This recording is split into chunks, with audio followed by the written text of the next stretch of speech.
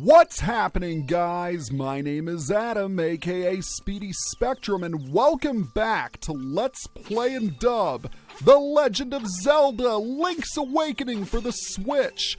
In the last episode, we cleared the face shrine and defeated Facade. By doing so, we obtained the Coral Triangle, instrument number 6.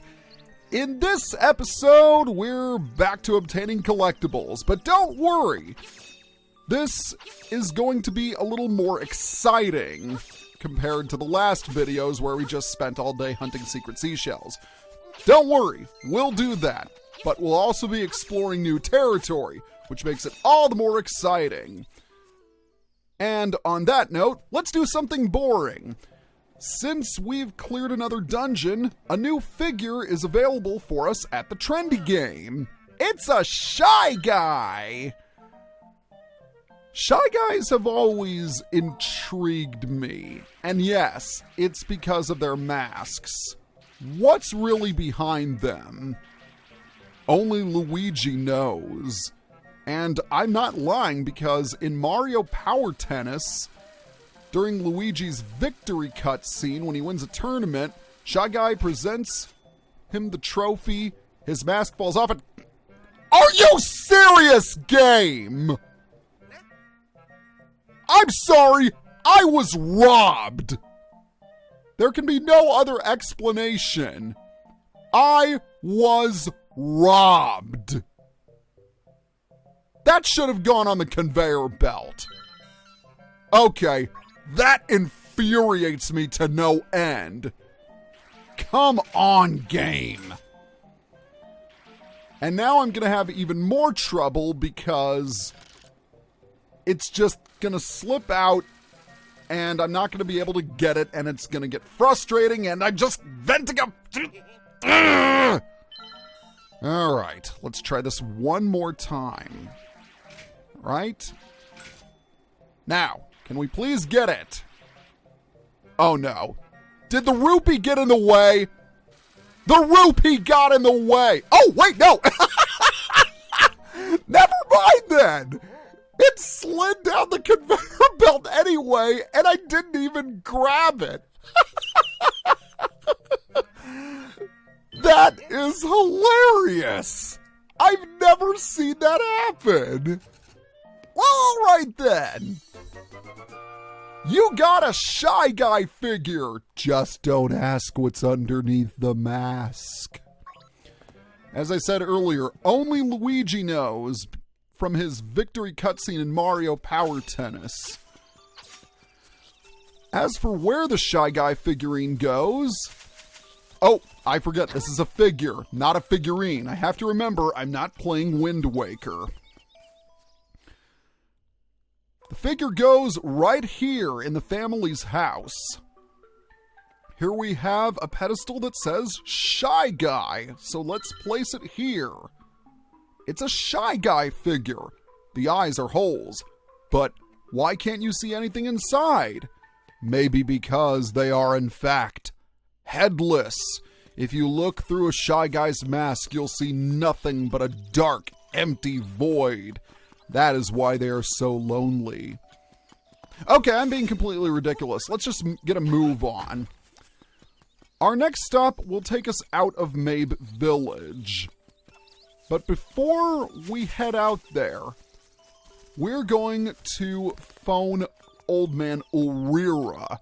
Because when I got to this point in the game, when I was just an 8-year-old Speedy Spectrum, I was confused. I had no idea what to do, and then it dawned on me, maybe I should call the telephone and ask for a hint. So let's do just that. Bring, yeah, this is Ulrira. You're starting to like music, eh? Well, a frog named Mamu who lives in the signpost maze might know some new songs, but he charges a lot to play them. Bye, click. He's not lying. You'll want to make sure that you have at least 300 rupees before you enter the signpost maze. Speaking of which, if we check the map, we can see there is some unexplored territory to the southeast of Mabe Village. And that is where we are headed. But before we can go inside, we'll need the hook shot, which we already have for obvious reasons. So, down we go. Oh, by the way, let's equip the hook shot first. That might help. Haha, you die, sir. All right. Hook shot across and enter the signpost maze. So here's how the signpost maze works. As you can probably guess by its name, this place is filled to the brim with signposts. And if you follow them, you will earn a fabulous, fabulous prize. It's fabulous because you actually need it in order to progress further. But you might want to consider getting rid of all of the enemies first because they'll only serve to annoy you. Alright, I think this just about does it. So if you are ready, interact with the first sign. It has an arrow pointing downward. Start here. Go this way. You need to make sure to follow the directions precisely how they are displayed. In the first signpost's case, it had an arrow pointing downward. So if we walk down, we run into this signpost, which tells us to go to the right. You need to walk in a straight line from wherever the previous signpost tells you to go. So now we have this signpost. Go down. If you read a signpost out of order, you have to start all the way back at the beginning. All right, that signpost told us to go to the left, so we'll need to hook shot across, get rid of these crates. And by the way, the tail cave is on the other side, so that's pretty cool. Go that way, go up. And there's nothing to grapple onto, so let's grapple onto that post instead. Very nice. Oh, one more thing I should mention is that if you read a signpost twice, that will count as an incorrect guess, so you'll have to start over from the beginning. And that's pretty frustrating because I've done that multiple times on impulse because I forgot what the sign said, and naturally I read it again to review, and it turns out I was wrong. So make sure you don't do that. Anyway, we're all the way down here, so now we have to go to the right of this rock to read that sign, which tells us to go up. Now things start getting a little trickier.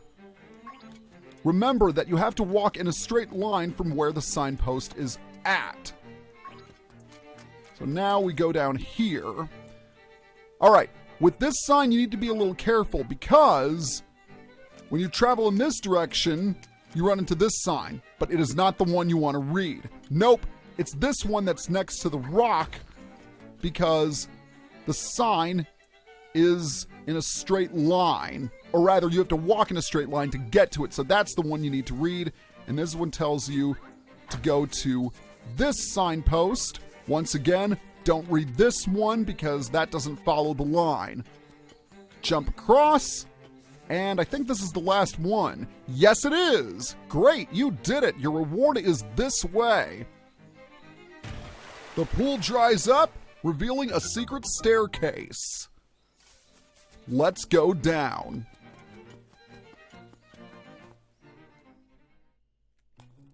Say hello to Mamu the Frog. Does he look familiar? Well, he should if you've played Super Mario Bros. 2, because he is a reference to Wart, the main antagonist from said game. But he's not an antagonist here. Instead, he's going to help us out a bit. Ribbit, ribbit. I'm Mamu on vocals. But I don't need to tell you that, do I? Everybody knows me. Want to hang out and listen to us jam? For 300 rupees, we'll let you listen to a previously unreleased cut. What do you say?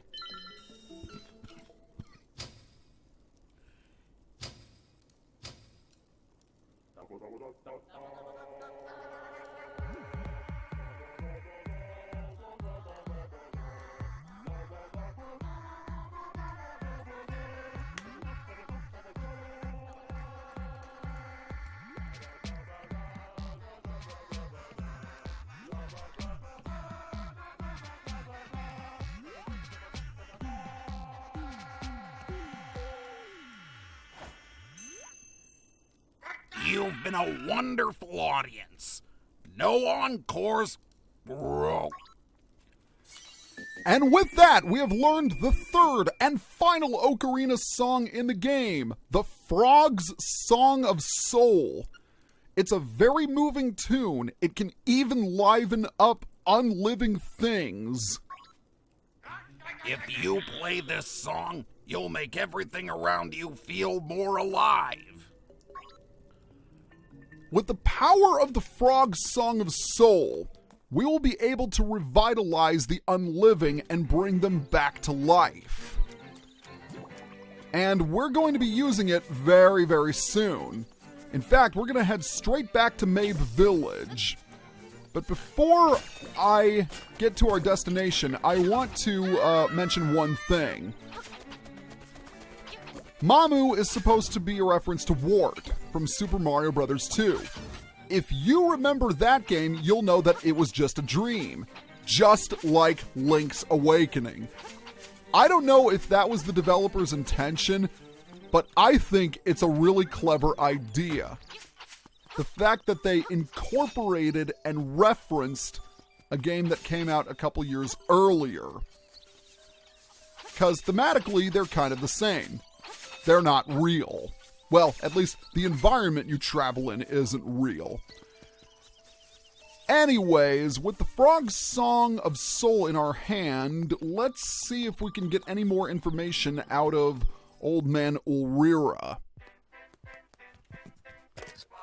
Bring! Hi, it's Ulrira. Have you heard of the Flying Rooster of Mabe Village?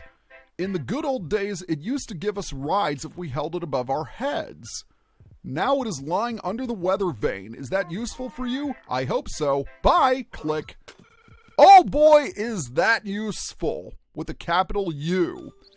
Because now we finally have an angle. And that angle is right up there.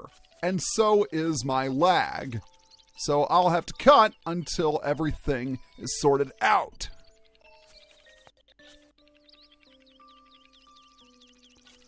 Ah, there we go. Sometimes you just have to let things play out. But what can you do? Anyways, here's a weather vane. Now, you can only move this weather vane if you have the level 2 power bracelet. So let's push it aside and reveal a staircase. There are no enemies in here, just a corpse and a pile of bones.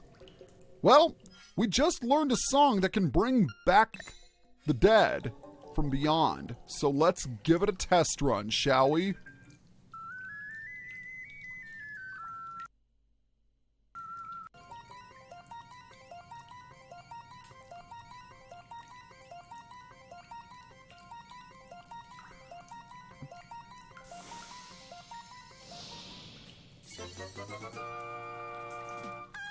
Wow, the rooster has recovered. He seems very friendly.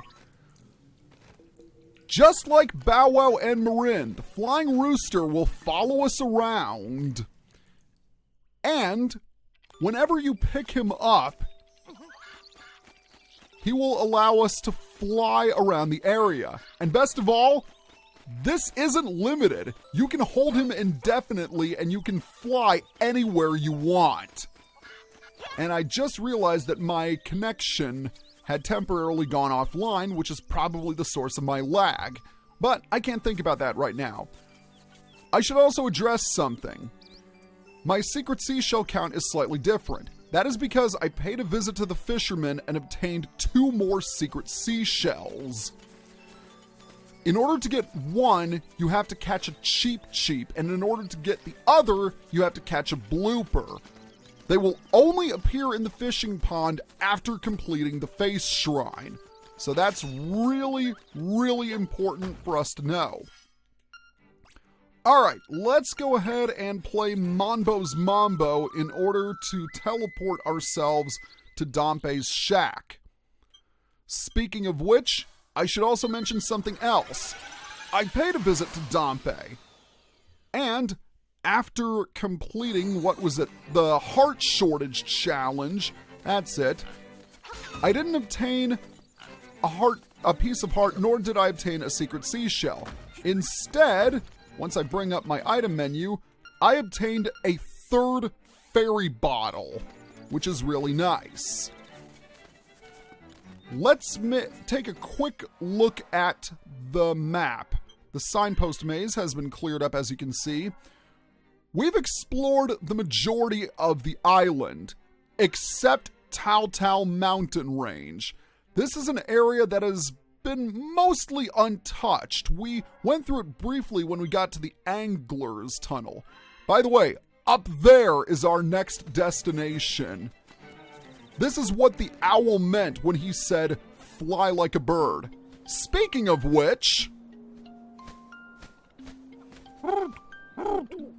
Your path is not easy, but you are almost there. Go east. The windfish is getting restless.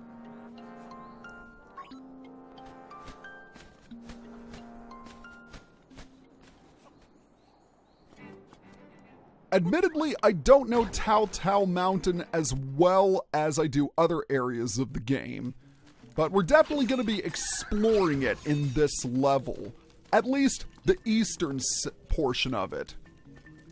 So, if you remember this cave, you will remember that it's where we obtained a few collectibles, including pieces of heart, and it's also how we got to the Angler's Tunnel. But we are not going in the Angler's Tunnel a second time. No, instead, we have some new toys available to us. And with said toys, we'll be able to grab even more stuff. Case in point, this chest over here. Oh, and this gel. Die. Inside this chest, we have a purple rupee. Very nice indeed. Remember, to deal with these crystals, you have to dash at them. We should be coming to a watery area very soon. A watery area we couldn't explore earlier since we didn't have the flippers. But now we can. Now, in this area with 3 waterfalls, make sure you don't accidentally fall down them. Instead, dive underwater and grab a secret seashell. I believe this is secret seashell number 44. Next, we'll need to head all the way up here, because there should be another secret seashell close by. And I already know where it is. By the way, there's also a building that I want to check out. It's the hen house. And if the caretaker looks familiar, that's because he's supposed to reference Luigi. And look at his eyes. I love that expression. He says the rooster is actually flying. Okay. Now that the introductions are over and done with, let's go ahead and bring out our bombs. Turin was a reference to Mario, so it's only natural that they would have a reference to Luigi. And I'm glad they did, because Luigi rocks. Throw a bomb down that hole from this portion of the bridge, and out comes yet another secret seashell. Very nice. Now, we could explore the other half of TLOZ Heights, but we want to head to the right, east of the hen house. There are a lot of tektites, so be careful. Now, under these rocks, I believe... Yes, there's another secret seashell, as well as a bug. And I love how the flying rooster continues to flap, even during a cutscene. Where'd he go? No! Where'd my flying rooster go? Oh! He's flying back. Wow, he really is a miracle worker, isn't he? That is awesome. All right. Over there on the other side is our next dungeon. Dungeon number 7. But we need to get over there. And we'll also need a key. So what we're going to do is we're going to head right a little further. But I just want to check something. I need to be sure if this cave doesn't lead anywhere.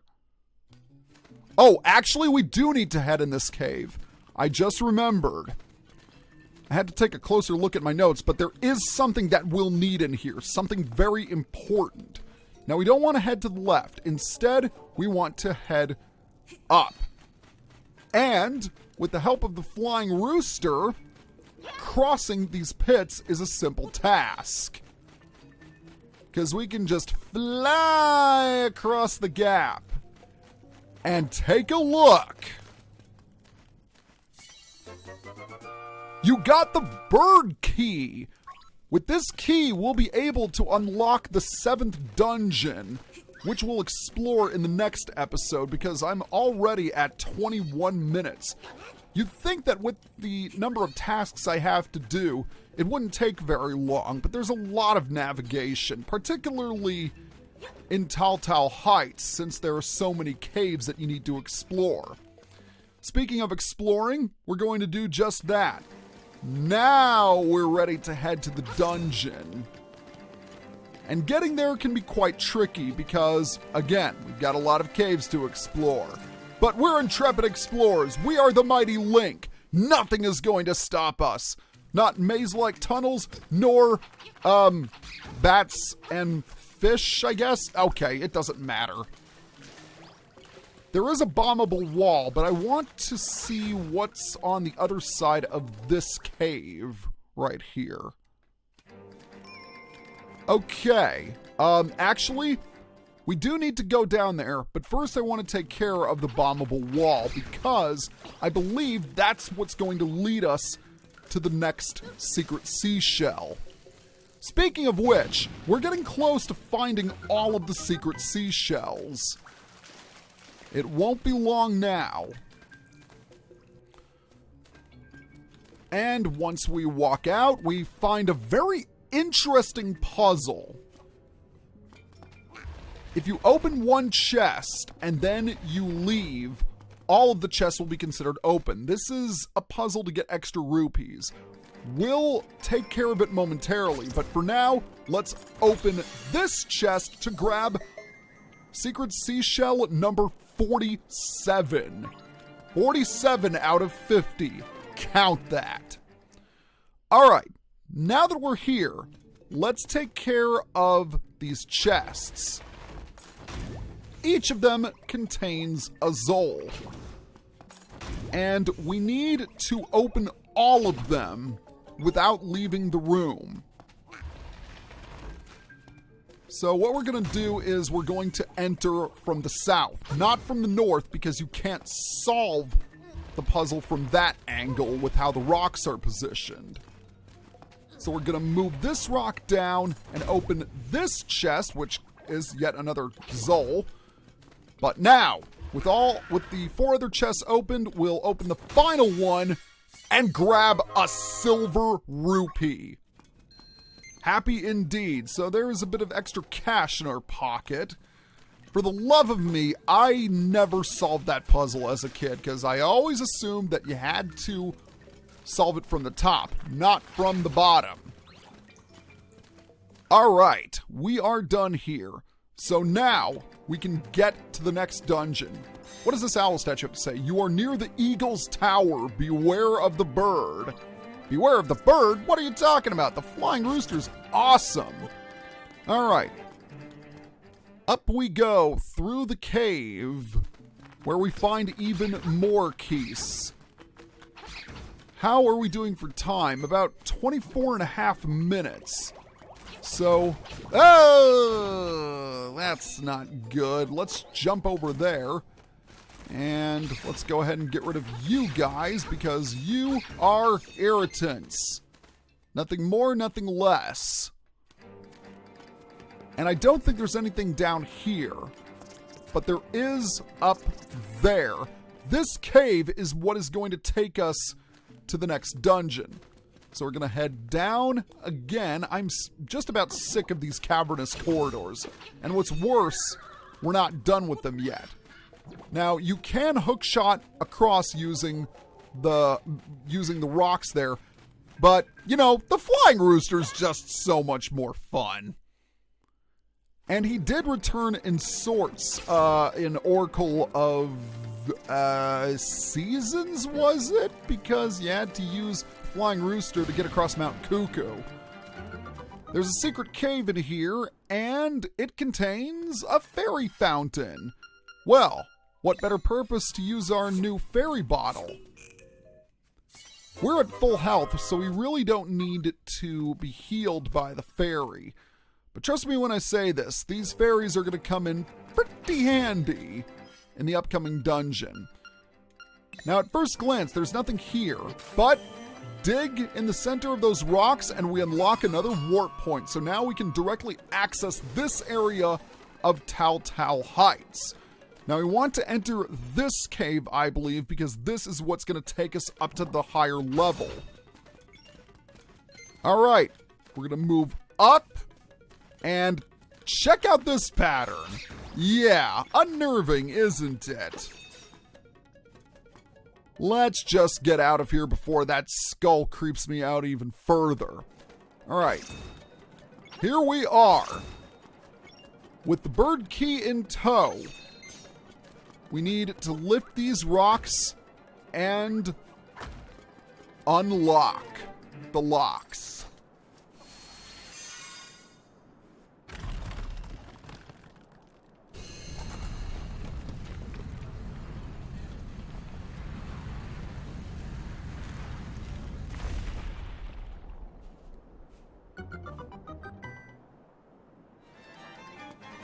Next time on Let's Play and Dub The Legend of Zelda Link's Awakening, we are going to enter dungeon number 7. See you guys next time.